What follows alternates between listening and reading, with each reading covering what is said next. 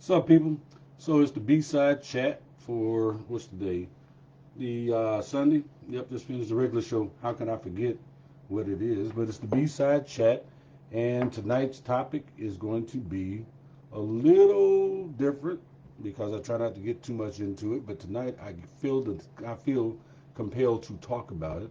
Tonight we're going to talk about. I just want to talk a minute about racial equality or racial inequality. Um, yeah, I don't think a lot of us actually realize or understand, how that's affecting America right now.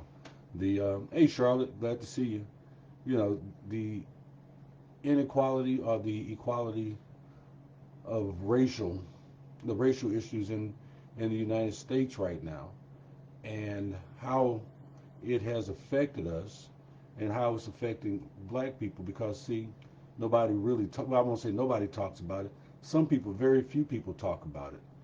I'll put it like that. And so, therefore, since so few people really talk about it, they don't, the general public doesn't really understand.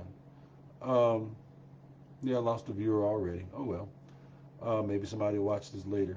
But let me explain something to y'all. The Maybe they don't like my horns. I like my hat. Yes, I do. Here's the deal. People of color make up 30% of this population. And the thing that bothers us the most is one of the things that bothers us a whole lot is that politicians don't care anything about us until it comes time for election season. Then it's all about, not all about, but then they spend a couple of weeks, maybe a week or two, trying to court the people of color's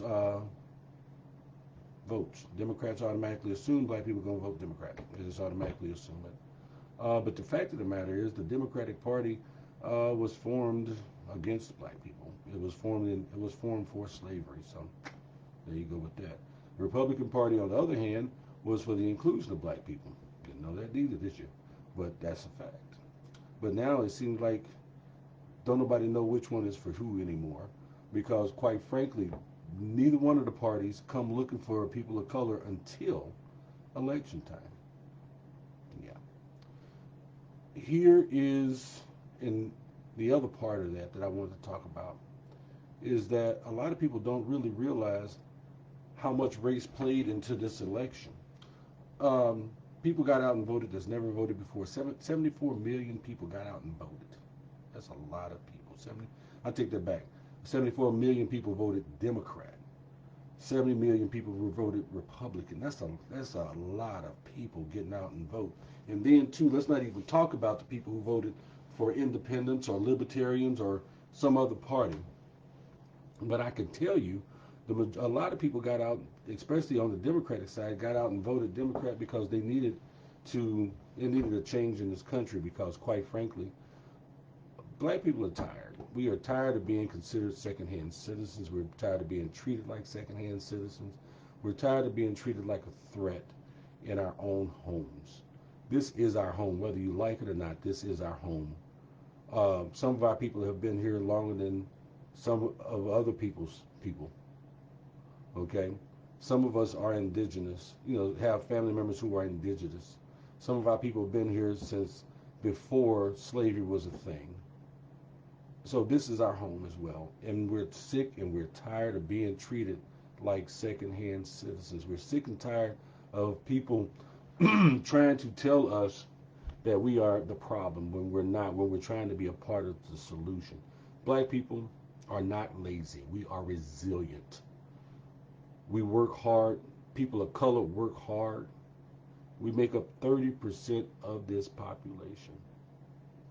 We're tired of going to prison for stupid shit, because the prison systems now is just the new plantation systems, whether you realize it or not, whether you know that or not. We're tired of being disenfranchised. We're tired of people calling our neighborhoods slums. I don't live in a slum. I mean, I live in a high dollar neighborhood, but my neighborhood is pretty cool. Okay? But we're tired of, people trying to sell us pipe dreams and only talking to us about it when it comes time for the vote. The platinum plan, those of y'all that's heard of it, is crap. It's been around forever. It's nothing new. Okay? Empowerment zones. You know, that's what they call them, empowerment zones. It's nothing new. St. Louis had a big one here. Actually, it was supposed to be in $1 billion development. And what was supposed to happen was, before the Rams left, they were supposed to expand the area down by the dome in order to, and spend some more money down there. I think it was $1 billion project. But then when the Rams left, guess what? Gone. Prison reform. That's helping black people. Not all black people go to prison. Not all black people are bad. So therefore, it doesn't help us at all, because we're not all on our way to prison. I'm not. I know a whole lot of people's not. Facts. Black people are out there in droves during COVID because a large majority of us are considered in the inner cities essential personnel, and we've been working since day one. My daughter is a respiratory therapist in a hospital, not a certified, but a registered respiratory therapist. Do you know how much COVID they have seen? And she tells me, well, anyway, we're not going to get into that number, but in the urban areas, a large part of your people who work in the nursing homes are black. Black women, to be exact. At one point in time, the government, U.S. government, actually told black women that they could not catch typhoid and yellow fever because their skin was thick and they would be resistant to it. Well, guess what? That wasn't true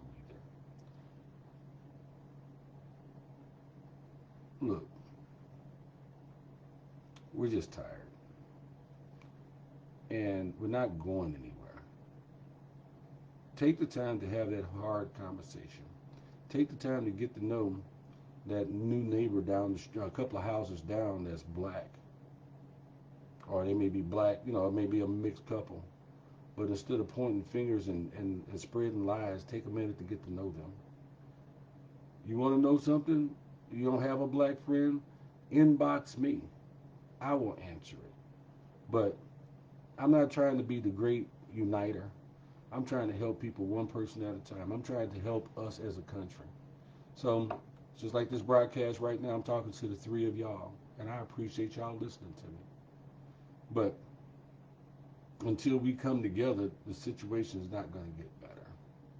Actually, we're going to get further apart. I really believe that. Brother Henderson, I believe, and you know what, to a degree, I believe you. He said they don't want that. I have tried. You know what? But we got to, I'm not going to say we got to keep trying, but we got to keep making ourselves available. Keep making ourselves available to have those conversations. We can't make anybody do anything, but we can make ourselves available, because we are and have been great leaders. Do you know, I'm gonna just, hey, what's up, Antoine? Good to see you, little bro. I'm gonna tell you something that you probably didn't know. You ever heard of the 1st Rhode Island Regiment? The 1st Rhode Island Regiment was the very first black unit formed to fight in the Revolutionary War. It was made up of slaves and free men. Some of them didn't even speak the same language. Long story short, they became the most decorated unit during the Revolutionary War in George Washington's army. They were the most victorious of all. They fought hard for this country.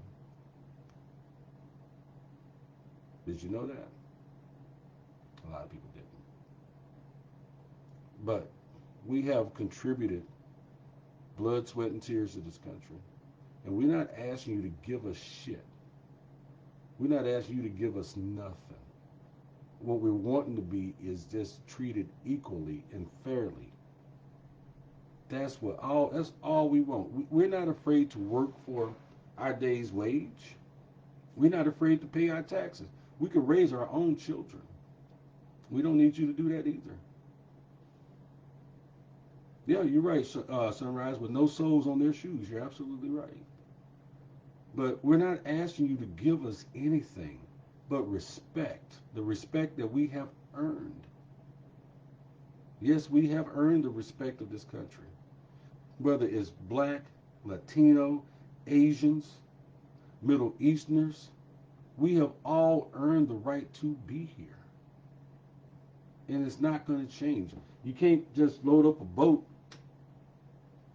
and send us back to where we came from. That don't work. It's not going to happen.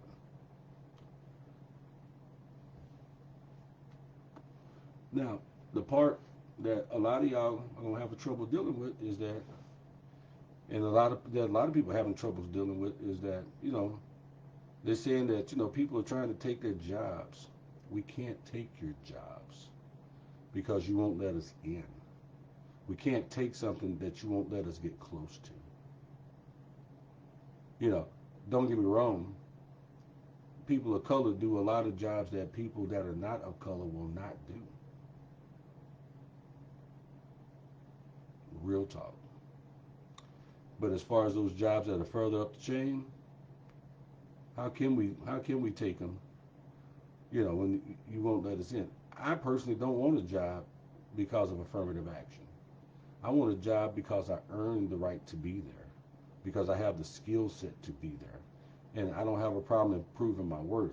But and I speak for me as a black man, I know when I do a job, I have to do it better.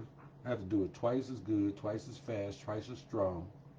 I have to be twice as knowledgeable than my counterpart, just to get an inkling of the recognition that my counterpart gets.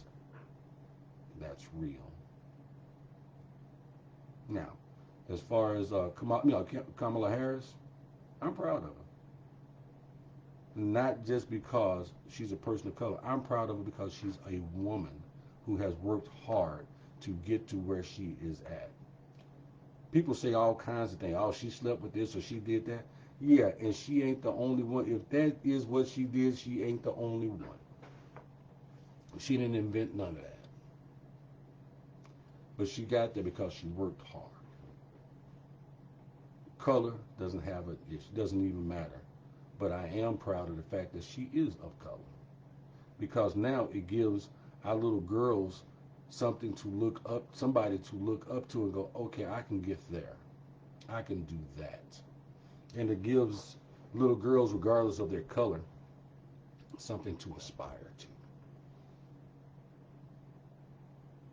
That's what I believe. And that's how I feel. Again, as I close this out, I'm not asking you for nothing for free. I'm asking you to get to know somebody that you don't know. We're not going to bite your head off. We're not going to steal your purse and run down the street. We're not going to break in your home.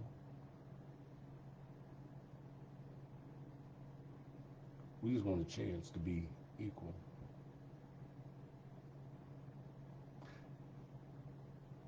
That's just keeping it 100. I was going to tell you another story, but I'm going to leave that alone for right now. So that's the B side, y'all. Hope everybody's good. Everybody's safe. Wear your mask. Brush your teeth twice before you put it on. And keep having those conversations and allowing yourself, Brother Henderson, allow yourself to just be, you ain't got to go and say, hey, come talk to me, but just be prepared to have those conversations. Make yourself available to have those conversations, because it's coming. And